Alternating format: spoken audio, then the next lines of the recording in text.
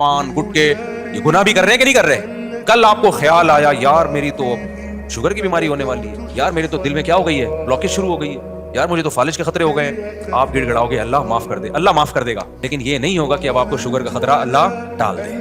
मैं समझा पा रहा हूं अपनी बात कि इसने सच्ची तौबा कर ली है। अब जो इसको शुगर का अटैक होने वाला है वो मैंने माफ किया। जा मेरे बंदे, मैंने माफ किया, तेरा सारा कोलेस्ट्रॉल मैंने तौबा की बरकत से खत्म कर दिया। ऐ मेरे बंदे, तूने बर्गर पिज्जा से सच्ची तौबा कर ली है। बर्गर की वजह से अब तू जो बर्गर बन गया था, तो इस तौबा की बरकत से मैं तुझे दोबारा इंसान का बच्चा बना लूंगा।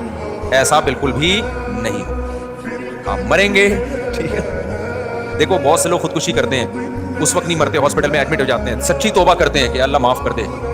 ऐसे वाकयात हुए हैं कि हमने गलत किया, माफ कर दिया, लेकिन फिर भी मर जाते हैं। तो तौबा तो कबूल हो गई, क्योंकि तौबा कर ली उन्होंने, खुदकुशी का गुनाह नहीं होगा। अल्लाह बड़ा गफूर रहीम। लेकिन ऐसा नहीं हो सकता कि जिंदगी की नेमत दोबारा मिल जाए। अल्लाह कहते हैं ये नेमत तो छिन गई, अब नहीं हो सकता, अब ये रिवर्स नहीं हो सकता।